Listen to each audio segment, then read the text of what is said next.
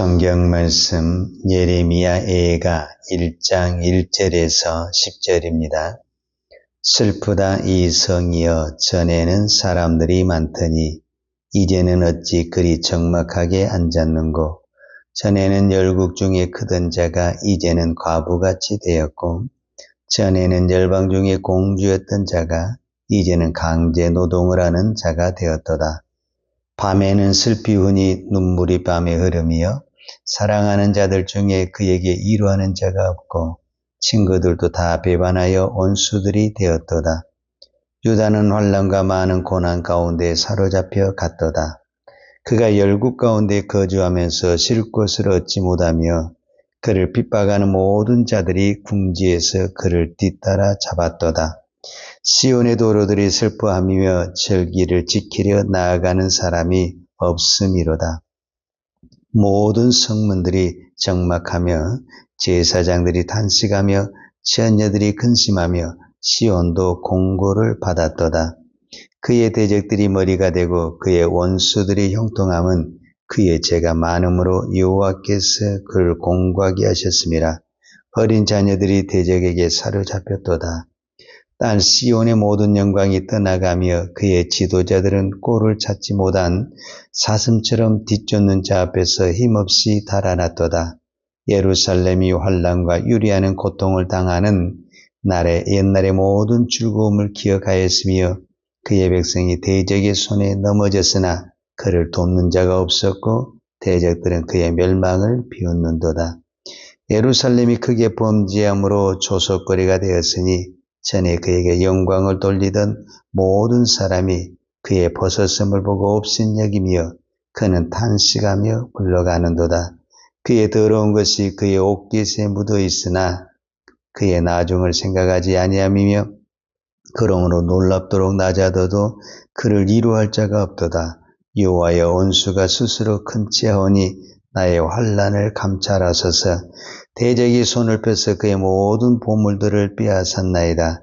주께서 이미 이방인들을 막아 주의 성에 들어오지 못하도록 명령하신 그 성소에 그들이 들어간 것을 예루살렘이 보았나이다. 아멘. 오늘부터 예레미야 예가서를 살펴보도록 하겠습니다. 예레미야 예가는 일반적으로 예레미야의 슬픈 노래다. 이 예가란 말이 슬픈 노래, 슬프레자의 노래가 짜잖아요. 그래서 예레미야의 슬픈 노래다 이렇게 볼 수가 있습니다. 우리도 그 노래 중에 기쁨의 노래가 있고 슬픔의 노래가 있잖아요. 찬송가에도 보면은 막 기뻐서 막 힘차게 부르는 어떤 찬송가가 있는 반면에 또 어떤 노래는 너무 슬퍼서 울면서 부르는 어떤 찬송가가 있잖아요. 어떤 의미에서 예레미야 예가는 이런 슬픔의 노래다라고 볼 수 있어요. 노래나 시는 어떤 운의 있거든요. 어떤 운이 이렇게 흐름이 이렇게 일정하게 되는데 예레미야는 이 노래, 슬픔의 노래이기 때문에 그런 운이 있어요. 예레미야는 1장부터 5장까지 있어요. 근데 3장을 빼고 전부 다 22절, 22절, 22절, 22절. 근데 3장만 66절이에요. 그러니까 결국은 모든 것을 22절로 갔다라는 거예요. 왜냐하면 3장도 22 곱하기 어떤 부분에서는 3이니까 결국은 22절로 갔다. 그러니까 운이 22절로 갔다. 이렇게 표현할 수가 있죠. 그건 왜 그랬냐면 이 예레미야가 1장 1절에서 22절까지 갔을 때 우리가 이제 보통 영어의 알파벳이 A, B, C 이렇게 나가는 거잖아요. 근데 이게 이제 히브리어잖아요. 구약이니까. 히브리어 알파벳이 있는데 이것도 뭐 우리식으로 말하면 알파, 베타, 감마 이렇게 이제 그 철자가 나가는 거거든요. 근데 그 1절에는 A, 2절에는 B 이런 그 철자를 앞절에 넣어서 그 운을 따라서 해서 전부 이렇게 1절에서 22절까지 어떤 룰을 바쳤다라고 볼 수가 있죠. 그러니까 저는 이 에레미야가 1장부터 5장까지 있는데 우리가 어떤 찬송가를 부르면 어떤 찬송가는 1절부터 5절까지 있는 게 있잖아요. 어떤 그런 느낌을 받을 수가 있어요. 그래서 그 한 절, 그러니까 노래 전체의 제목이 있지만 또 그 한 절 한 절에 그 의미가 들어있는 거잖아요. 그래서 에레미야 1장은 슬프다 이 성이요. 그러니까 예루살렘의 망함에 대한 어떤 노래요, 어떤 글이었다고 한다면 2장에 가서는 왜 이 성이 그렇게 화려하고 웅장한 성이 망했는가? 그 망한 이유가 무엇인가? 라는 부분에서 노래를 하고 있고 3장이 가장 많죠. 3장은 66절까지 있는데 가장 많은데 그러면 이 3장에 가서는 뭐가 이렇게 많냐 했을 때 그 망한 사람들의 회개하는 내용들이 3장에 기록이 되어 있다라고 볼 수가 있고 이제 4장에 가서는 그 예루살렘 성전이 망해가지고 황폐가 된 그 어떤 그런 것들을 바라볼 수가 있고 이제 마지막에 가서 우리가 보통 기도나 노래의 마지막은 대부분 간구나 호소가 되어 있잖아요. 우리도 기도할 때 보면 우리가 먼저 하나님 앞에 회개하고 또 하나님 앞에 이렇게 간구하는 내용들이 나오잖아요. 그런 것처럼 예레미야 5장에 가서는 어떤 회개 아니 간구하는 것들이 이렇게 나오게 되는 것을 볼 수가 있습니다. 사실 에레미야 예가는 슬픔의 노래임과 동시에 하나님의 언약의 성취다 이렇게 말할 수가 있어요. 왜 우리가 이렇게 이야기할 수가 있냐면 우리가 지금 에레미야 52장 끝나고 바로 지금 에레미야 예가로 넘어갔잖아요. 그러면 에레미야 1장에서 52장까지 이 예언을 한 사람이 누구냐면 에레미야 선지자잖아요. 에레미야 선지자는 줄기차게 예언을 했어요. 무슨 예언을 했냐? 하나님께 돌아와라. 하나님 앞에 회개해야 된다. 그리고 바벨론을 섬겨야 된다. 바벨론에게 항복해야 된다. 줄기차게 에레미야의 예언은 이거예요. 다른 특별한 것이 없어요. 하나님 앞에 회개해라. 하나님 앞에 돌아와라. 바벨론에게 항복하라. 바벨론을 대적하지 마라. 줄기차게 이야기했어요. 그런데 유다의 마지막 왕이 우리가 어제 그 열왕기하 25장에서도 보았지만 열왕기하 25장의 마지막 예루살렘이 멸망할 때 그 상황을 기록한 그 내용과 오늘 예레미야 바로 앞에 있는 예레미야 52장에 나온 그 마지막 상황을 기록한 내용이 거의 비슷합니다. 그러니까 내용이 거의 동일하는데 그 내용이 뭐냐면 마지막 왕 시드기야가 어떻게 바벨론을 배반을 해가지고 예루살렘이 어떻게 망하고 그 다음에 예루살렘의 망함과 동시에 예루살렘 안에 있는 그 성전 가장 중요한 게 이제 성전이잖아요.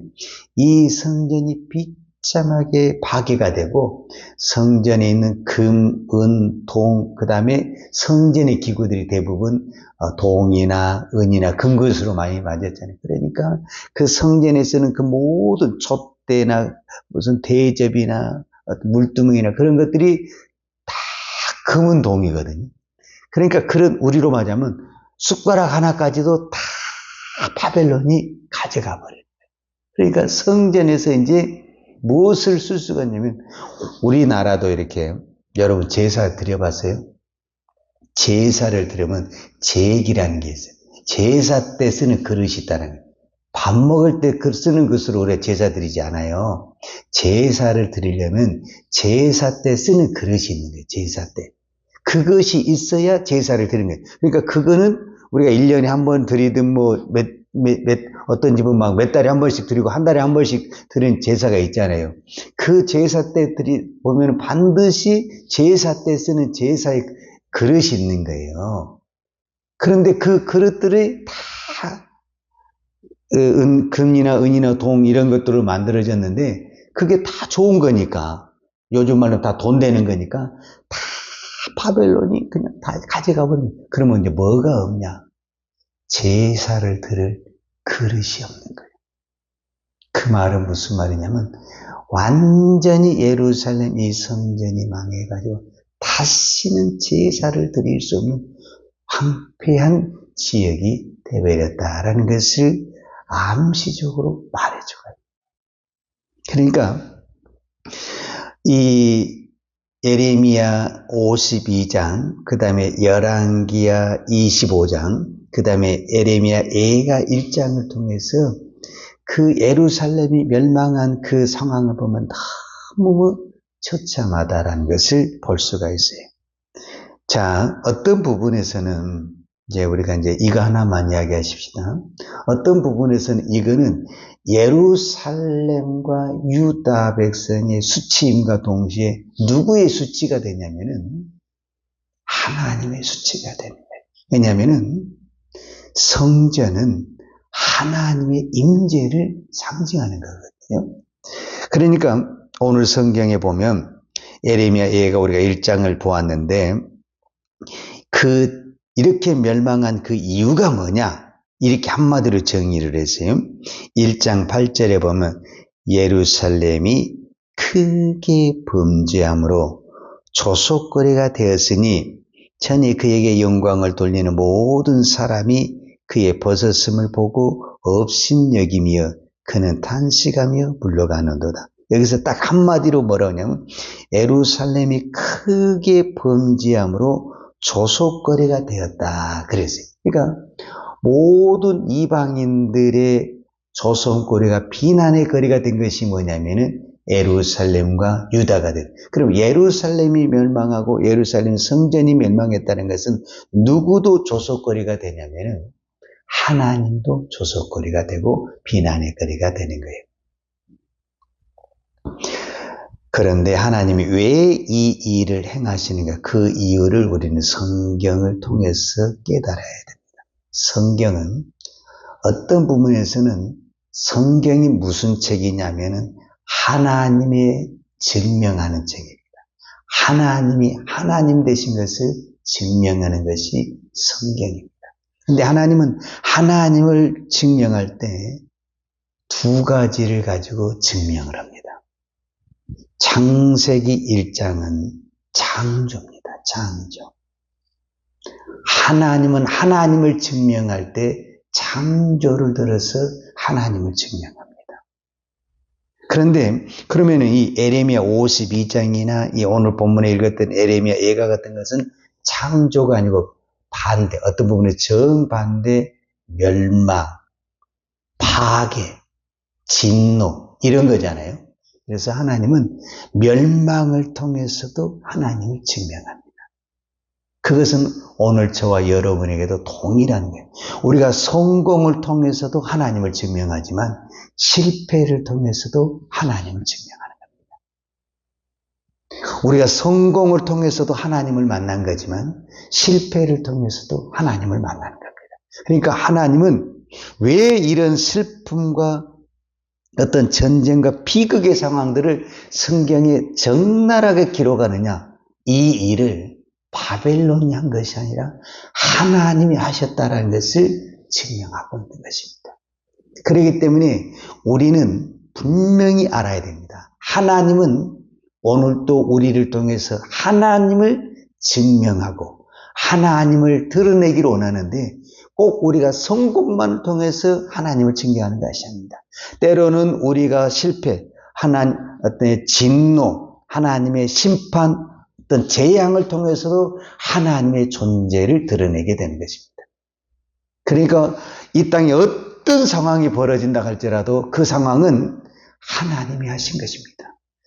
잘 되고 있다면 그 잘하게 하신 것도 하나님이시고 망하게 했다면 그 망하게 하신 것도 하나님이십니다.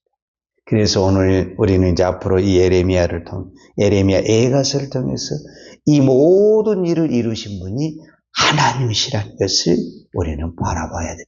그래서 성경은 창세기부터 요한계시록까지 하나님 되심을 증명하는데 그 증명은 무조건 잘 되고 형통하고 성공하는 것만 가지고 하나님을 증명하는 것이 아니라 때로는 광야에서 때로는 이 전쟁 속에서 기근 속에서 하나님이 이 우주를, 이 땅을 다스리시고 통치하심을 증명하고 있습니다.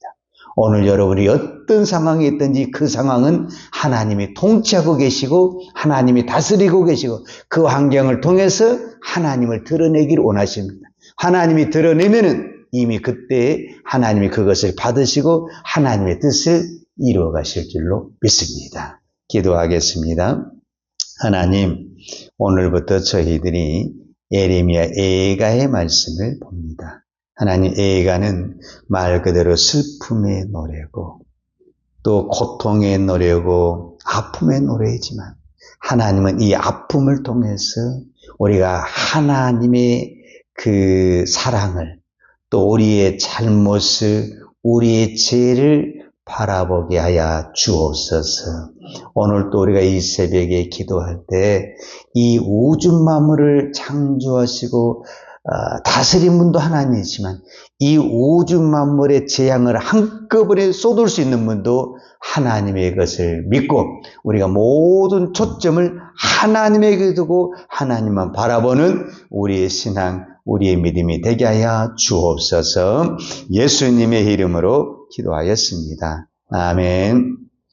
여호와는 내게 복을 주시고 너를 지키시기로 원하며 여호와는 얼굴을 내게 비추사 은혜 베푸시기로 원하며 여호와는 얼굴을 내게로 향하여 드사 평강 주시기를 원하노라. 이제는 교회의 머리 대신 우리 주 예수 그리스도의 은혜와 아버지 하나님의 그 크신 사랑과 성령님의 풍성한 은혜가 오늘 또 하나님의 주권을 바라보며 모든 것이 하나님의 손에 있음을 믿고 하나님의 말씀과 하나님을 바라보며 믿음의 길을 달려가기를 원하는 사랑하는 주의 종들 머리머리 예와 이 나라 이 민족과 한국 교회 위에 온 열방의 이 생명의 복음을 증거하는 선교사님들 예와 사랑하는 주의 자녀들 머리 위에 이제부터 영원토록 함께 있을지어다. 아멘.